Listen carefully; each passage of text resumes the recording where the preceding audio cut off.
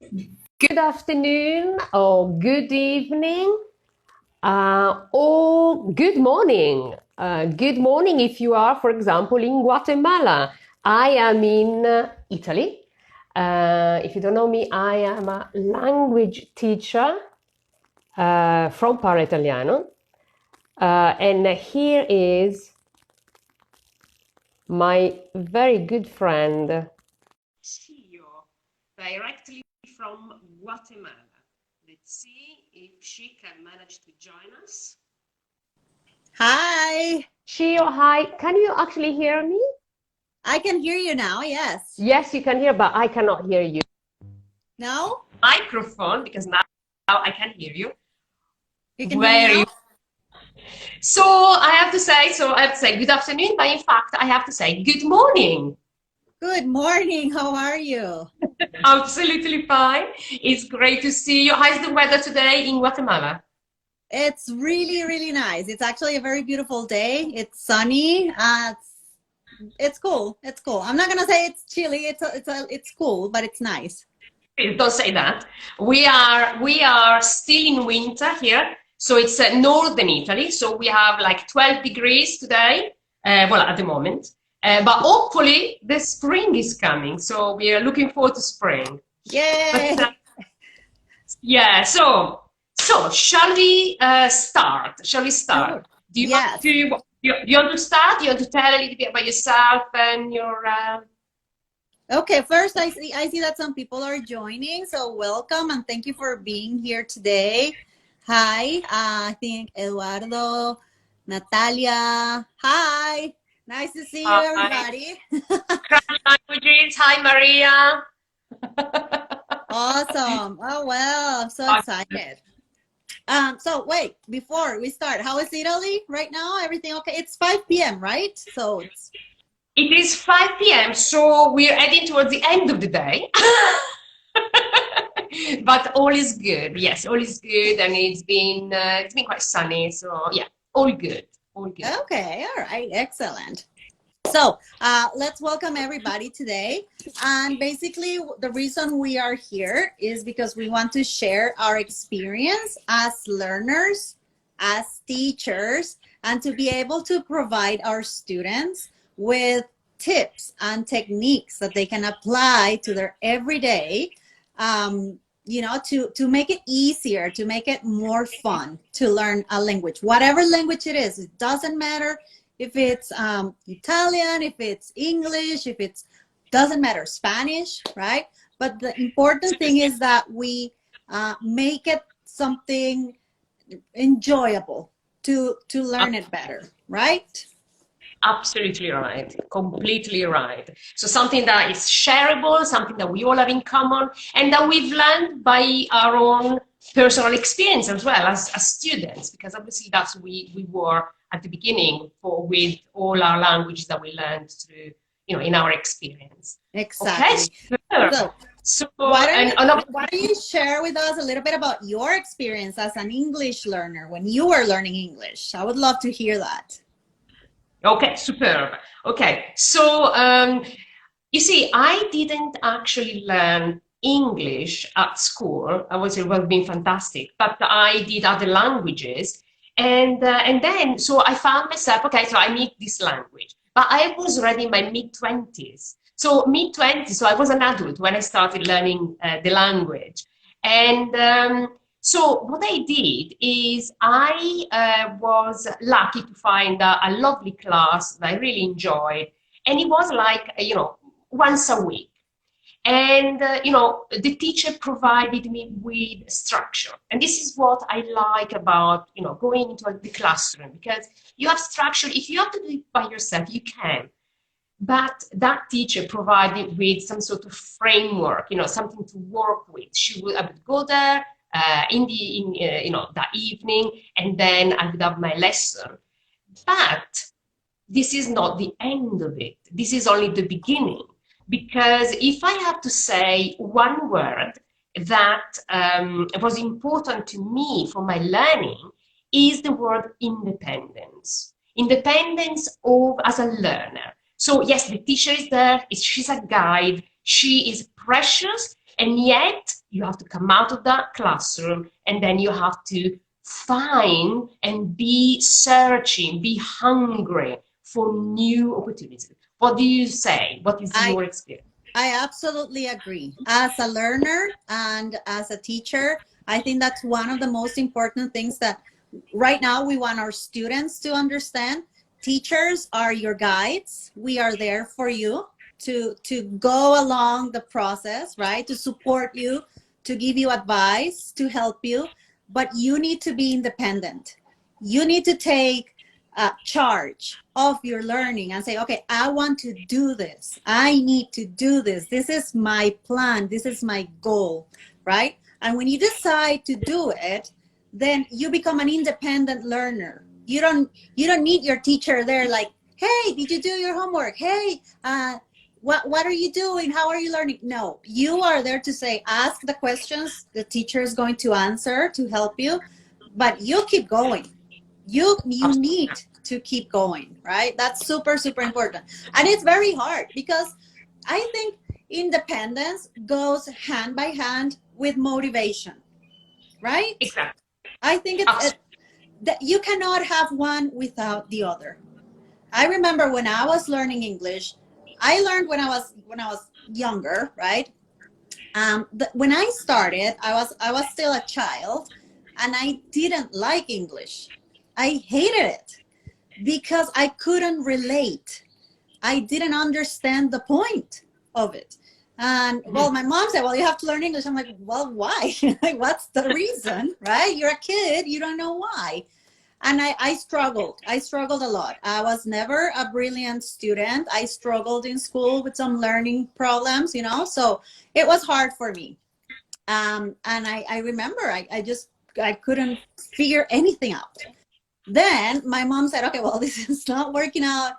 You're going away, right? And they sent me away to study English. And there's like everything changed because, first of all, I was an independent person. I was by myself and I needed to learn. It was a necessity. I found the reason, and it was to communicate, to talk to other people, to make new friends, visit other places. I was experiencing a whole new adventure, right? And that gave me the motivation. So immediately. Absolutely. I think you said it very, very well. So what I think about motivation, obviously, if you are in the country, you find straight away, you are bang. As a child, you were there, you had to do it. I mean, it was not going anywhere. However, I think you can still, and as an adult, it's even easier. Obviously, as a child, it's more difficult, but as an adult, it's even easier to just sit down and start thinking, okay, what is my motivation? Okay, perhaps I don't live in the country, so I don't have to speak on a daily basis with somebody, but you still, to be a successful learner, it's very important you actually clarify that to yourself. So ask yourself, okay, what do I want to achieve with this? So do I want to, I don't know, be able to, for example, it could be freedom, the freedom to go and work in another country or to go and live in another country, or simply to go on holiday and feel free, feel part of the culture. Exactly. You know what I think this is a perfect moment. We have people here watching. Welcome everybody. Thank you for being here. It's really nice to see people that I know that are here. Thank you. And I would like to maybe take a second to ask them that are watching, what is their motivation? So maybe you can put a comment in the chat and say, what's your motivation for learning another language? What makes you want to do it? So maybe we can share also with our motivations, right? And Laura, I think I agree with you. You know, when you're not in the country, you need to find other ways. You need to find other ways. Going on vacation, meeting people, even dating, you know, like you never know. You might meet the love of your life from another country. So you want to communicate with them. Working, a better job. Absolutely. And while we wait for people to tell us what their motivation, Patrick, I saw you there, so write up about your motivation as well. And So I think that then the motivation is then directly related to setting your goals, so that then you can have also the satisfaction of knowing what you're achieving. I Uh, see a comment. Hi, Kami. I love you. Thank you for being here, Kami. And she says, meeting famous people. I like that. Fabulous. I And had an having opportunity. a better life. Having a better life, isn't that, well, that is a great motivation for sure. Definitely. Um, Definitely. Absolutely. You know what? For us living in Latin America, it's a little bit different. And like, I think that's a very important point that Camila just touched there. Having a better life for us in Latin America, it is a necessity to speak English right now, right? Most companies will require you to speak English. Many of our countries depend on tourism. It's a big industry, especially here in Guatemala, Costa Rica, where I am from. Huge industry, right? So if we do want to achieve better opportunities in life, this is a necessity. But we can also see it as a huge door that opens for so many things, right? Shutting up, Giovanni. Hi.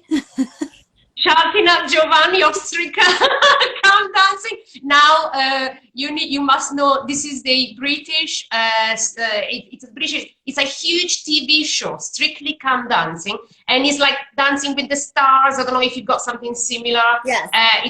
It become then it's everywhere. This show is a fabulous show, and Giovanni is one of the fabulous Italian dancer. So Of thank you, course. Patrick, for mentioning this.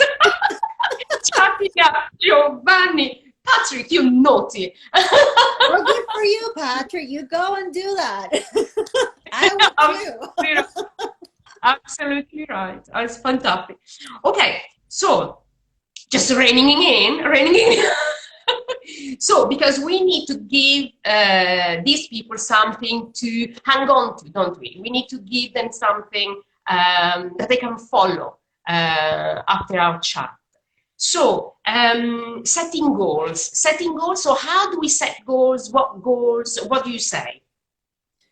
Okay. I think we have our main objective, right? But we cannot set that as our only goal. Our main objective is to learn a new language. But you need to decide so many different aspects of that, right? What is your main reason? Yes. What time frame do you want to set to achieve? Sometimes people expect to do it really fast, and learning a language is a process. It takes time and it takes practice. So you need to be realistic when you set your goals. Also, think about how you are going to do it. What methods are you going to go to classes? Are you going to find a private tutor? Are you going to be an independent learner? So those need to be your goals, right? Absolutely right. You're absolutely right.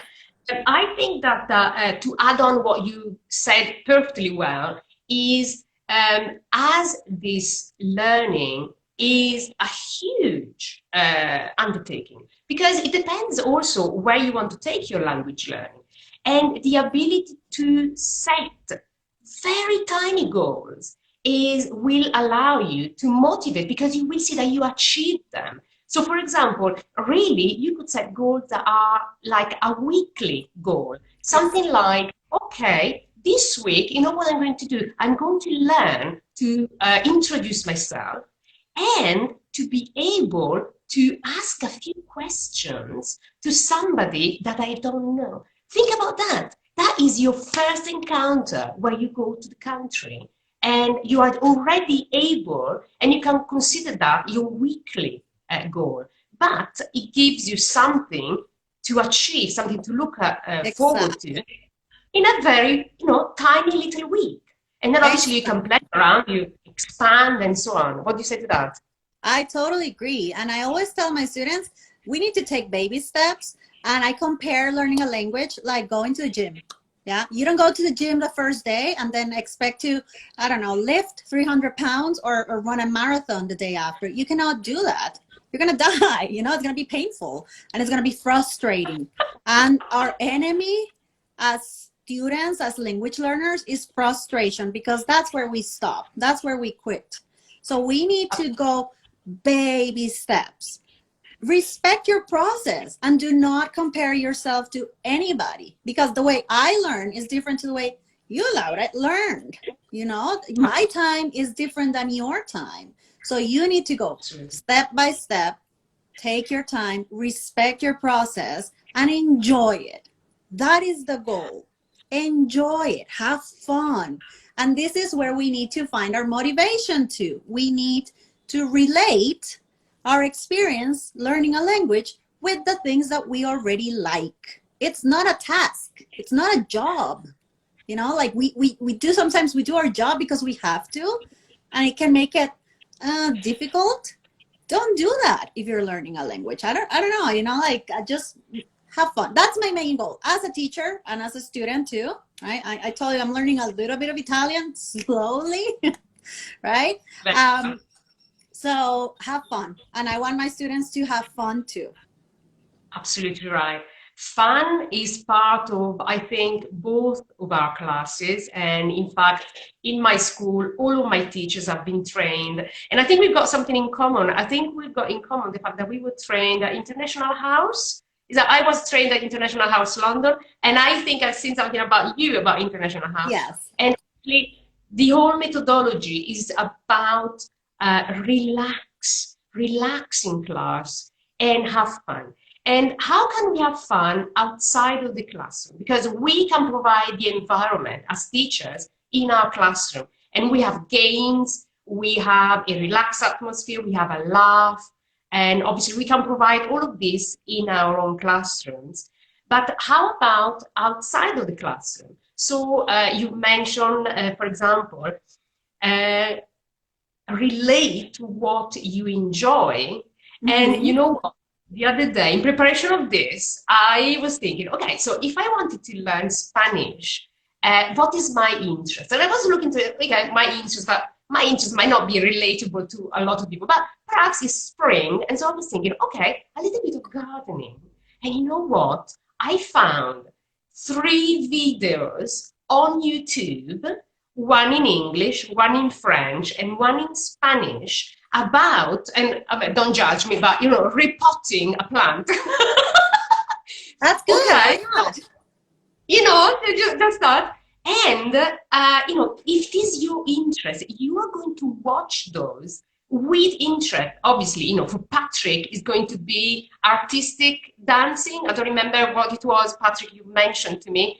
Maria, I don't know what your thing is. I don't know, perhaps you want to put your, so if, I don't know if you can read Maria's comment. And in the meantime, I have one comment. There's one comment here from Crunch Languages, and it says that sometimes it's a delicate step to the idea of going calmly. It's not accepted. And I agree. I agree sometimes, yes. But that shouldn't be like that. I mean, it's in my opinion, a misconception. Some people may be able to be rushed, to be hurried, and work under pressure. Of course, you know, it just depends on the type of learner that you are. Some people work great under pressure. Personally, I don't. You know, I get stressed. So I think you need to find out what type of learner you are, and then go and find a method, a school, a teacher that adapts to your style and also to your goals. Because my goal is not to be rushed into saying you need to take so many classes to pass this exam and then you move forward. That's not how I learn. Some people do great like that. And I think that's a great comment.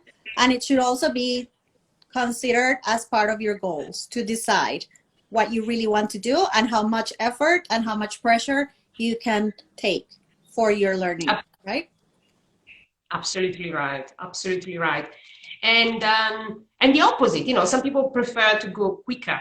But something that I found, and I was mentioned before, is never compare yourself. I had students who they would enroll in my complete beginners, but in fact, they were not complete beginners, and I had complete beginners there. And so they would obviously, one would go much quicker, and the other would looking over that way and thinking, oh, what's happening? Why am I not going as quick as that one? But obviously, they chose to do something that was already below their level. So it's up to them. Everybody's welcome, but don't compare yourself, because you don't know what the history of the other people. The story of each person is individual, and you never really know why they choose to do that. They just wanted to revise, refresh, but it's not the first time that they do it. But Yes, if you start from complete scratch, then you have to. Everybody run their own race. That's what I believe. And shouldn't it? Yes. Oh, hi, Carlos. Hi, everybody. Thank you for joining today.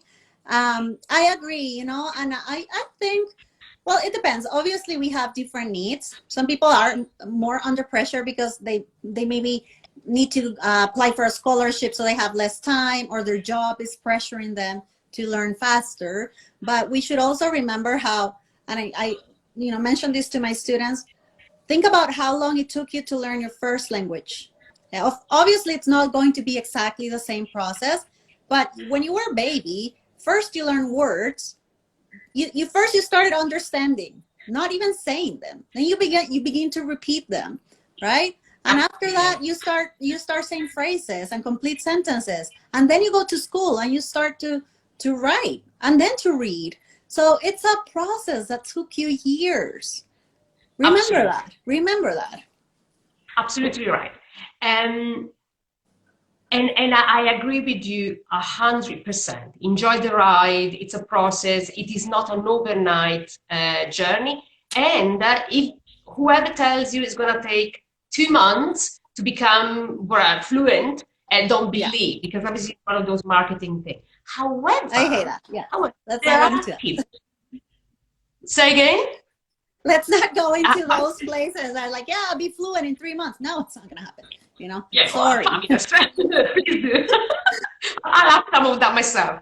But however, there are actually some techniques, some strategies that you can apply. For example, so what we were saying earlier, so your goal, so if you're clear about your goal and you say that you want to be able to introduce yourself, you don't simply learn like individual sparse words, or a word there, or the word of the day. What is that? What is the word of the day? That is not helpful, yeah? But if you learn your chunks, so first of all, chunks which you are going to use. And every time my students in class, they write everything I say just wait a minute. Just write the vocabulary that is relevant to you.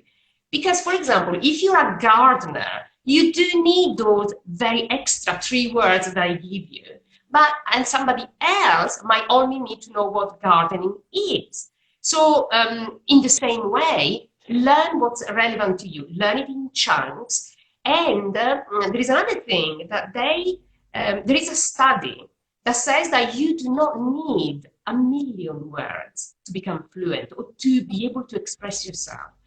And in fact, the words that you need, there is actually a very tiny number. And when I write this, it's a piece of research which I can put on later on. I can put that on. I think there's an article from the BBC, for example, and it says, well, for example, with 100 words, you can already express yourself in 50% of your speaking, environment. So 100 words are enough for you to be able to, I'm not saying fluent, but definitely express yourself quite well in speaking.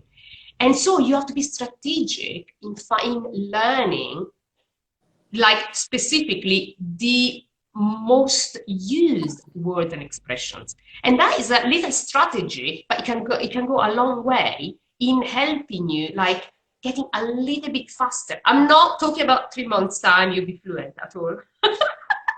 But it's little strategic choices. What do you That's, think? I agree, and another thing that it's important is sometimes when we start to learn, we expect for some reason to speak with the same, I don't know, speed and fluency that we do our first language. And we need to be realistic. So you need to find those phrases, those words that are going to help you in a lot of situations and focus on that. And try to rephrase your ideas. Yes, you think about it, do not translate it. You're going to take too long, you're going to waste your time, and you're not probably not going to find the exact words. So rephrase your ideas, summarize them, and communicate in simple sentences, in simple ways, at least in the beginning. And that's going to give you a sense of achievement. You communicated. And when you feel achieved, you feel like you're making progress. Otherwise, you're going to feel frustrated, right? So slow down, go lower, lower your level, lower your expectations, and keep it simple. That to me is one of the most important strategies that we can use when we're learning in the beginning process. Keep it simple, keep it short, and find, like you said, those phrases, those words that are going to help you in different situations, you know? Absolutely right. Absolutely right. And just learning, sometimes what helps is just learning how to start a sentence, or how to, that little word that can put these two sentences together. Because that's a simple sentence and you've got it. That's another simple sentence and you've got it. But if you only stop here, your fluency is like limited. And yet you use that little but or whatever, however, or, another conjunction, and then bang, you have a nice little, sentence that is going a little bit further, and it makes you feel a little bit more fluent. So I think Exactly. it's a little technique, Sunday, Yeah, you know to what? Another thing that it's very important from the beginning is to get used to not translating, right? But to begin to think in the language, because languages they have some similarities, but they also have different structures, different rules, different uses for things, right? So when we start from an early stage to think in this language, it's going to make the process faster and easier. One recommendation that I always give my students is, and this may sound very silly, and I think some of them find it funny, but I tell them, let's begin with very basic sentences. Let's say you're true beginner, right? So you start describing the things that you see to yourself, right? Like, for example, let's say white pillow, or I don't know, big car. And you start, when you look at it, you think about it in English in my case, right? So your brain starts to adapt. So you start looking and recognizing things in that language, right? When you start moving forward, you can start talking to yourself. And I have one student that has made amazing progress. It's unbelievable. This boy, when I started teaching him, he was so shy and he would only answer yes or no. That was it. Yes or no. And then I started giving him these tips. And the other day he told me, well, I've been practicing talking to myself, because he has nobody else to talk to during the day. So I said, okay, great. And I noticed the progress. It may sound silly. You may think it's crazy, but talking to yourself helps you put your ideas together, listen to yourself, even practice pronunciation. So I think that's a great strategy to begin absolutely. the thinking transformation. What do you think?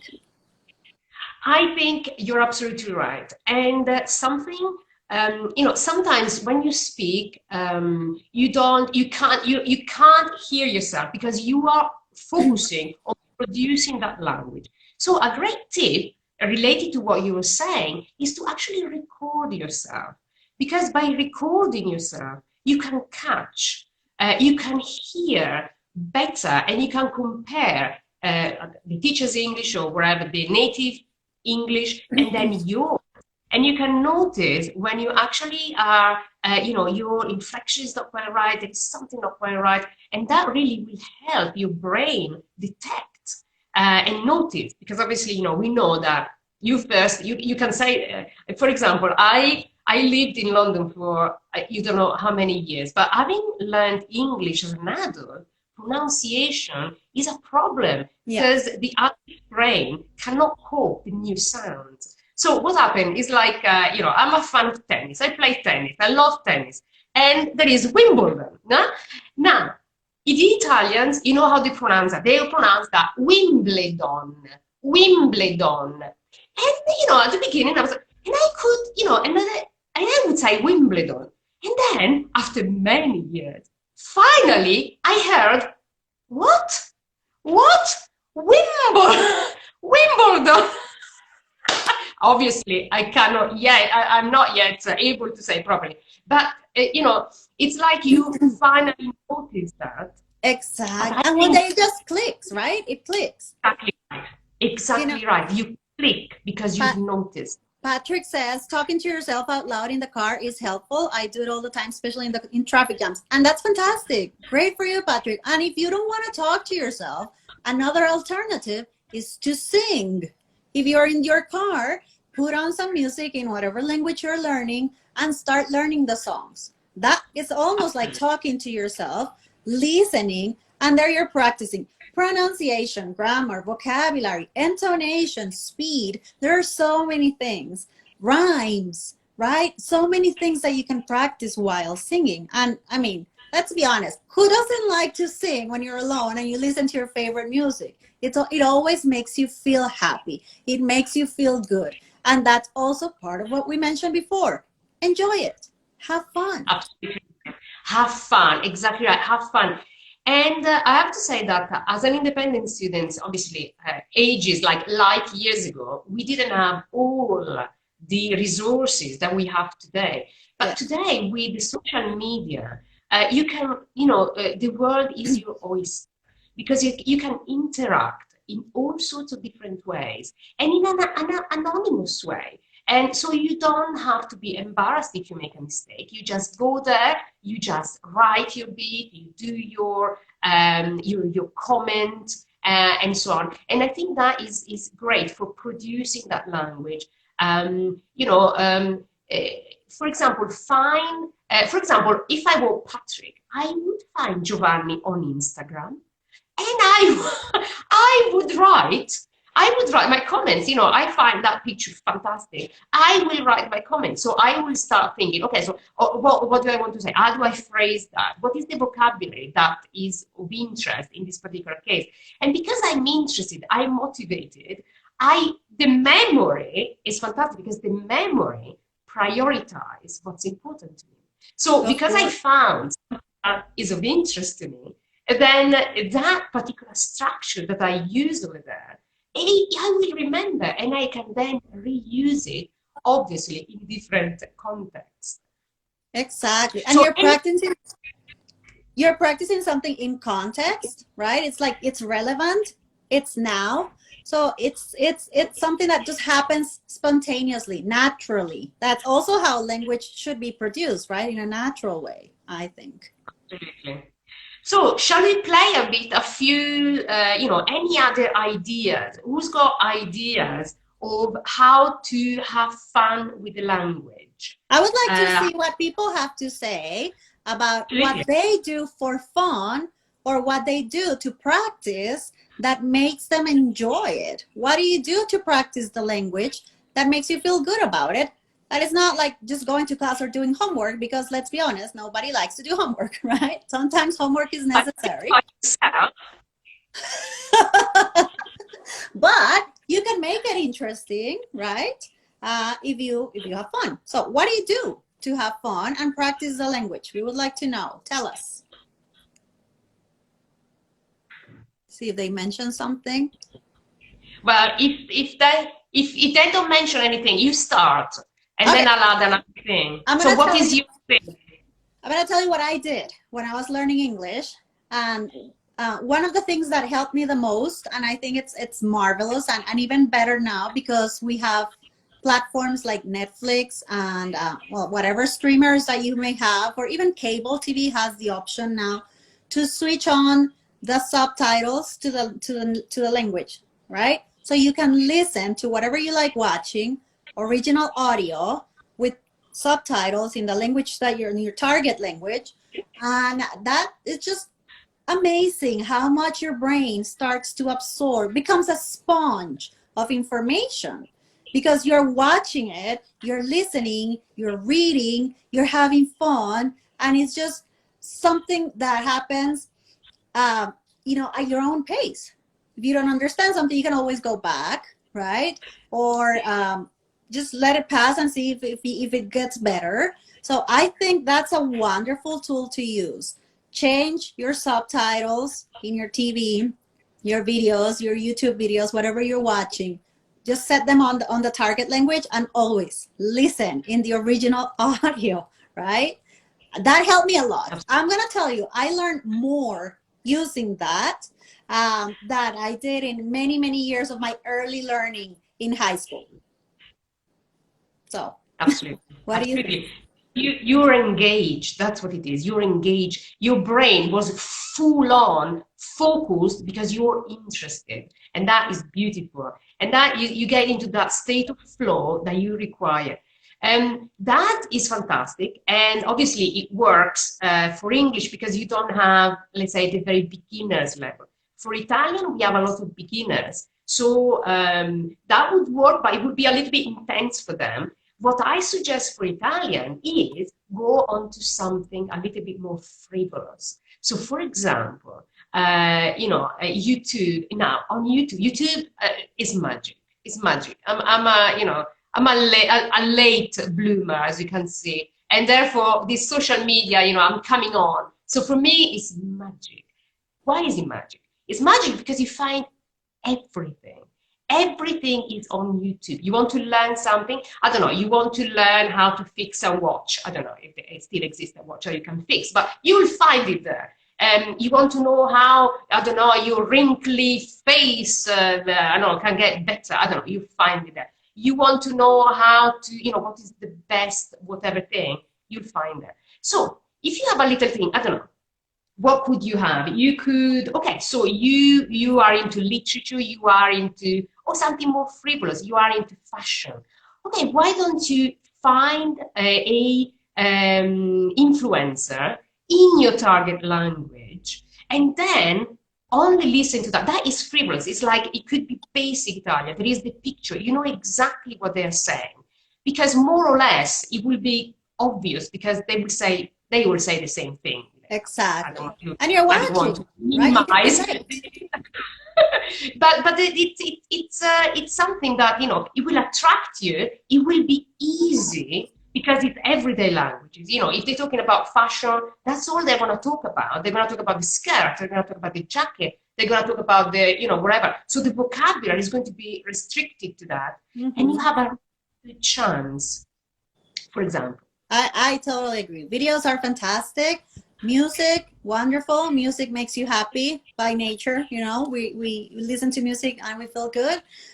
So singing, I used to, for example, well, a long time ago, before YouTube, right? And we had CDs that came with booklets. So what I would do in my free time was take those booklets, read the lyrics, and whatever word I didn't understand, I had a dictionary with me.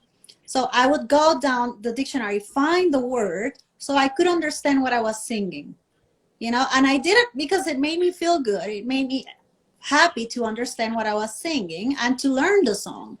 And I learned so many words, vocabulary, using the dictionary.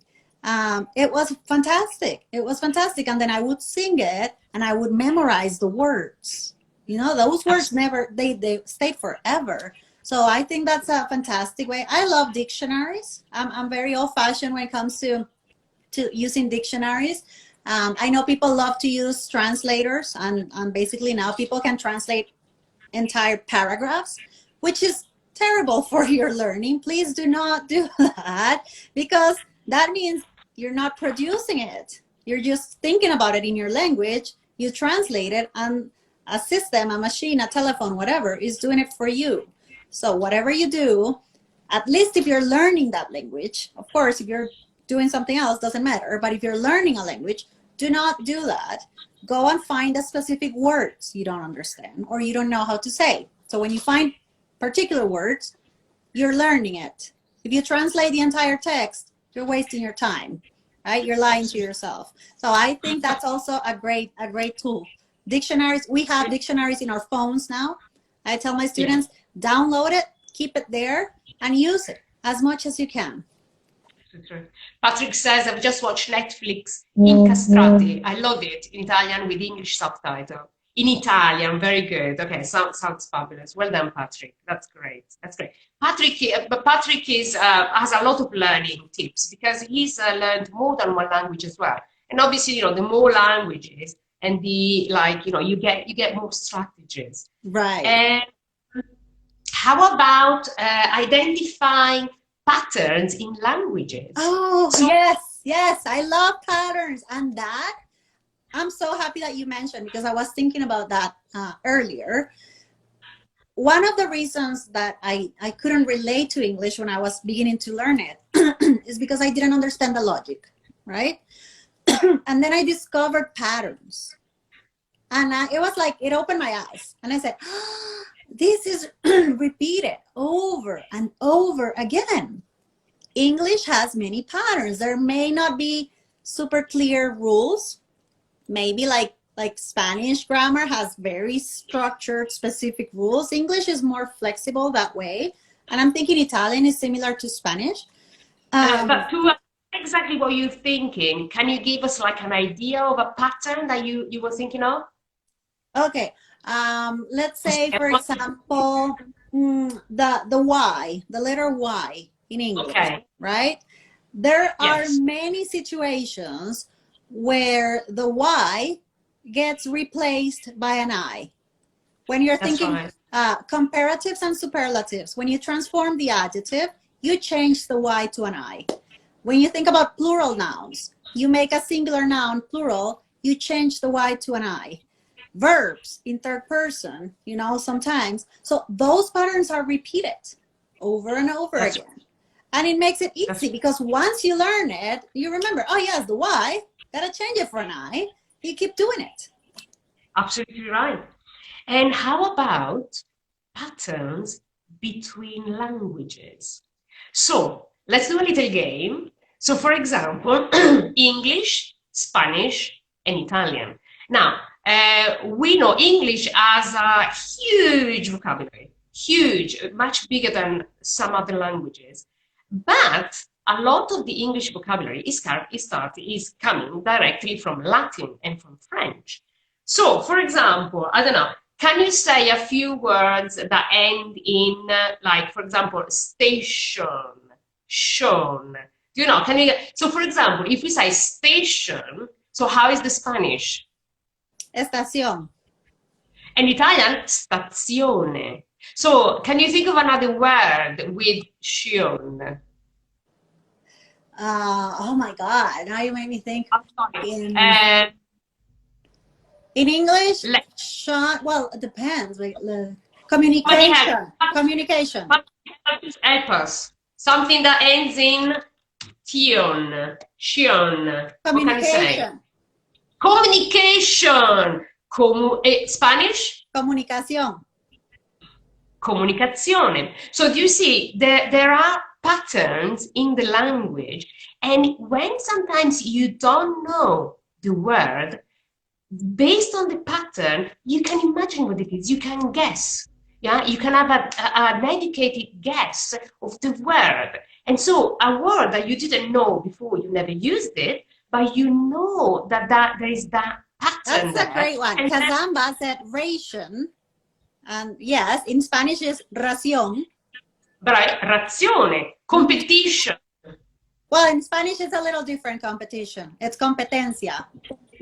Competenza, ok, competition, competizione. Beh, sì, in Italian it was competizione. Yeah, but they are And related. They are related somehow, right? yeah, I'm not saying that it's going to work on 100% of the time, but it is going to work in probably 95% of the times. Yeah. So you're gonna be right, and you're gonna, so the idea of getting the pattern going, or also all sorts of,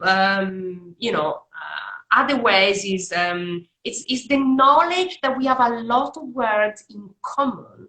And again, we have some false friends, so sometimes it's not going to work, and we might get into a little bit of trouble with the false friends. But the false friends are very few and far between compared to the other words. And just to go into this pattern, like for example, actor, actor. How do you say that in Spanish? Actor. Attore, there you are. Or I've got many. Animal. Animal. I know, yeah, see, I can guess. I don't speak Spanish. Animal, animale, or I don't know, area, Area. area, balance, Balance. balance, bilancia. Okay, so you can guess it. You can guess the Yes. word. Exactly. So You can find so many things that are related. Even in grammar, I mean, I'm not saying that all grammar structures are the same, but the basic or the logic of some grammar structures are very similar. So we can find those maybe to differentiate between let's say a continuous tense and a simple tense, right? Using gerunds. We have gerunds in Spanish, obviously, so we can identify those particular pieces and understand, okay, so there is a difference between saying I do and I am doing, right? And that makes the click for you to remember, when do I use I do, when do I use I'm doing. And it's all about finding the things in common, not trying to make it the same, not translating it, but trying to that's right. find the things in common with your language. If that helps you, take it. That's right. Yes? That's right. Like that. Absolutely right. Absolutely right. And Patrick says negoziazione. Negoziazione, a negotiation, negoziazione. Negociación. Yeah. In Spanish. So there is a lot. There is a lot there. Yeah. Okay, superb. Okay, so Okay, what about what can we do to learn vocabulary faster? What do you think it's a good idea to help you learn vocabulary faster? okay. So as I was saying earlier, concentrate on items are of use to you. So don't try and learn stuff that you will never use in a million years. It's going to clutter your mind. It's not going to go into your long-term memory. And then it's going to be disappear and you've lost an hour of your time. Yes. However, something that I did the other day, is you just put post-it. Well, so if you're starting out, obviously the items around your house are items that you need to refer to, that you will need to buy, even if you're in a different country. So put labels on around your house until you actually learn them. Then take them away every time you learned one and you're completely sure about it. And then replace with another item. So be surrounded by this item. And the more and the closer to you these items are, obviously, the more use you will have of them. What about you? What would you suggest? I think it's also a great idea to learn words by categories, by groups. Yeah. So instead of learning an individual word, you can learn, well, let's say even collocations, right? Words that go together.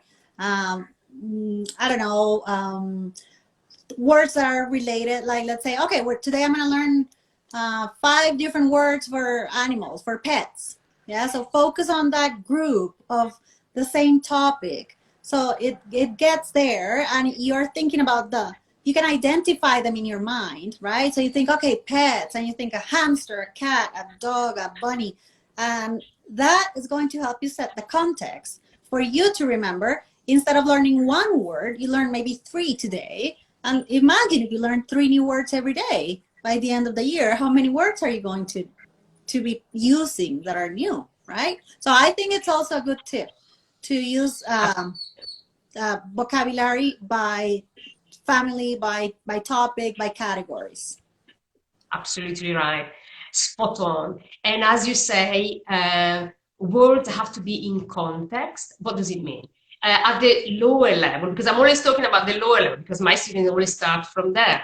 For example, why don't you get a story, a children's story book in the Mm-hmm. target language? And then you have fables. So you have, for example, related to what you're saying about the animals, you have stories about animals. So the language is going to be simple. The animals are going to be like everyday animals. And then you have the story. And the story, the context, is what helps again your memory to remember that and the emotion that you can bring into the story. If it's a story that you, for example, learned when you were a child, is one of your childhood story, even better.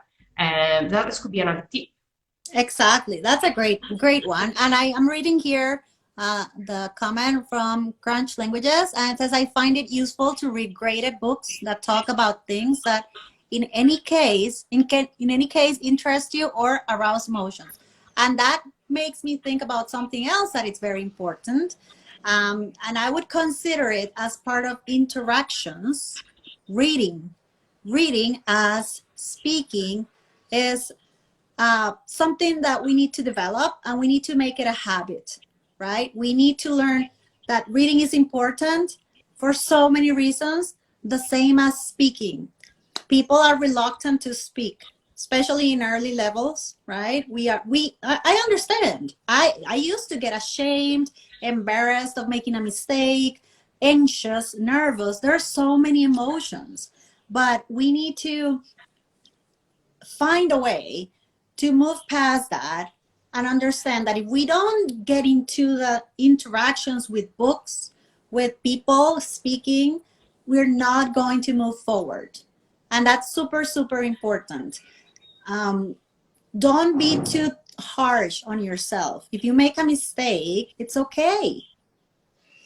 That's absolutely. Doesn't matter. If you don't understand something you're learning, you can ask for repetition. Nobody's going to judge you. At least nobody that is smart Counts. enough No to counts really. understand. And that's it. You need to try it. You need to jump. You need to jump and do it. Get your books. Start reading. It is absolutely true. However, sometimes to say just jump, because I remember when I was learning to swim, I learned to swim as an adult. Another thing. And they said, just jump in. It was a very deep pool. They said, just jump in. And I was thinking, I don't want to jump in. I don't want to jump in. And then I'm thinking, it could be that is too much. In fact, I didn't jump in. And then again, the idea of the baby step. Okay, so you have this fear that is completely stopping you from doing it. Break it down. Okay, let's say, okay, what am I afraid of? Okay, I'm afraid to speak in public. Okay, Mm-hmm. so break it down. So make it into your classroom. Okay, I will say something. I will say a little bit more in my classroom. Okay, I am afraid of speaking in front of everybody. Okay, but the teacher will pair me with another person. So I will make all of the effort to start with when my teacher pairs me with just the one person who is more or less at my level. So it's like every time you find that you're in front of something that is unsurmountable, then you say, how can I do that? I just cannot bear to do it. Break it down again and again until it is so easy for you to do that it's impossible for you not to do. Yeah. That's basically, well, that's what I mean by jump. It's like, yeah, do it the way you can, but you have to try it. You cannot let yourself be stopped by fear. You gotta try it, because otherwise there's no point. Like, if you never try it, if you never give yourself the opportunity, give yourself the opportunity to make a mistake. See it that Absolutely. way. Make a mistake and learn from it. Learn from the mistake. Don't repeat it. Maybe in the future you will do it again. Okay, well, but every time you make it, you will realize and say, okay, this is what I'm doing wrong. I'm gonna try not to do it again. And that's how we learn. You know, when you were learning to walk, you fell 1,000 times and your parents helped you, you know, just get up and keep going. And then now you're running, you know? Absolutely right. And again, the only rule in language learning is never give up. Never give up. Because, it may take you a long time, it may take you a little time, but the only thing that you have to do is to keep going exactly as you say.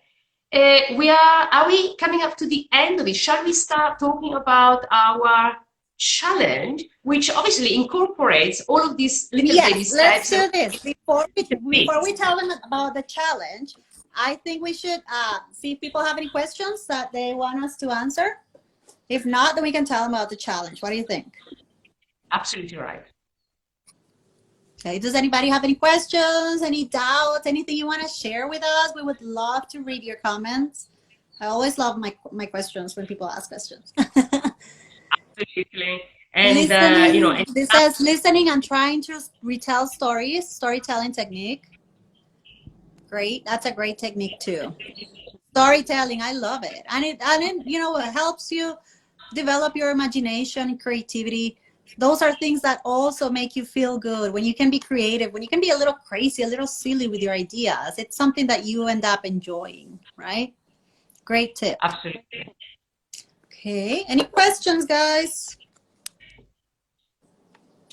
I'm running out of battery here. Oh, okay. So we better let's let's get on. So do you want to start? Do you want me to start? What shall we do? What do you prefer? You can start. I'm Oops. trying to set up my plug here. So Okay. you can start. Okay. So you get on with, yeah, absolutely. So to put all of these little items, little tips together for you students, trying to find ways of developing your language, we have thought about a 7-day challenge. A 7-day challenge which is all geared towards you expressing, putting together your thoughts and interact, because we said interaction is king, is the key for your learning. So we put together the 7-day challenge, and for each day, mine specifically starts on Monday. So I've got another couple of days to prepare some reels, because I wish to do it with you, because obviously we always say, oh, you can do it, you can do it. And then, I want to put myself forward as that as well. And as you learning Italian or you learning English or another language, I am learning to use this beautiful social media tool, and therefore, which is not easy for me. Obviously, my age speaks for itself. And so I will put together like a reel or a post every day for you to interact with the challenge. So, for example, if the challenge says, okay, so you need to introduce yourself, then I will have to have a post or a reel where I guide you through this process. So, for example, or I either introduce myself or I prepare a post where I said, okay, this is what you say, come ti chiami, di dove sei, etc., etc., so that then you can post or simply reply or comment onto the post, or post directly onto your Instagram. And by the 7th day, you will have had like a little bit of Italian or English or another language every day, which it is what we are teaching our students to do. So to always do a little bit, put yourself there every day. What do you say, Chio? I agree. You know, like once, the more you do it, the more you get used to it. It becomes part of yourself, part of your life. So if you do it a little bit every day, one day you're going to notice it's just, it happens naturally, right? So I set up a challenge. I have a 7-day challenge for whoever wants to participate and practice their English. And the idea is to post a story on your Instagram every day with a specific topic, right? And you're going to write a description in English in your story, right? So you're going to tag me so I can see your story and we can share those things, because it's always nice to share the things that are important to us with other people. And that's it. Basically, I want you to uh, post a story, write something in English related to that topic, and for 7 days, make it part of your social media interaction to try to develop a natural, um, let's say, habit to make it part of your life and practice your English in little tiny baby steps every day. Absolutely right. And we will have this challenge. You have to sign up. So if you're on Instagram, as obviously you are, you just go in our bio. And in my case, the link is in bio. You simply sign up. You just put your email address. I will send you the PDF file with all the instructions. And then off you go. And at the end, whoever finishes this 7-day challenge will then enter into the draw to get a free Italian lesson, like a one-to-one, a full hour of individual lesson. And same for you, Chio? Pretty much the same. Follow me on Instagram and go to the link in my bio. Click on it and send me a message. In my website, there is a contact me section. So go to the contact me section and tell me, I want to do the 7-day challenge. When I receive your message, I will email you the PDF document with the instructions for every day. And when you finish it, also, you will be participating to win a 1-hour session, a private session. So we can use it in different ways. You can use it to practice your English. I can help you set up your goals. If you want to think about what you want to learn English, you want to set up goals, so I can help you through that process too, whatever you want to use it for, right? So I would love to see you all participate. I think it would be fun also to share pictures of the things that we love. It's very simple. Just post a picture, write a description, and that's it. And after 7 days, if you complete them all, you have to complete them all, then you'll participate. Sounds amazing, sounds fantastic. And it is all that we talked about. It is about do what you love, talk about what you love, interact in baby steps, and see how it goes. So I hope people will be interested. And Patrick says he's interested. Yay, Patrick! Go, Patrick! That's awesome. Looking forward to see your things. Yes. So remember, just go to our bios on Instagram and click on the websites and just send us a message on the website to say you want to participate, and we'll send you the documents. Really, really simple. And it's going, I mean, you're already on social media. We spend a lot of time. I know we all do. So it's just going to take you 30 seconds of your day to participate, or like, I don't know, a couple of minutes. It's going to be fun, right? Absolutely, absolutely. And everybody wants to learn, but there is a little teensy bit of work to do. So if you want to achieve, show up. Is that correct? Show up. Yes, you gotta do it. Come on, you gotta do the work. You don't expect to be all like fit and you don't go to the gym. You go to the gym to be fit. You have to practice to learn a language. It's the same thing. Absolutely. Superb. Okay. All right, Laura, thank you. Grazie mille for setting up this live. I loved it. Thank you. Nice to participate. And thank you for keeping me in mind, for including me in this activity. It was really fun talking to you. And I'm happy. Thank you for including me. It's been absolutely fantastic. Thank you so much for your hard work and your help. You're welcome. And I'm glad to see so many people that I hadn't seen in a long time that participated. Glad to see you all. Thank you for giving us your time to be here and to learn, whatever language you're learning. So we're happy to help. Superb. Okay, thank you very much, everybody. Thank you, Chio. We'll see you soon. Bye. Take care. Bye.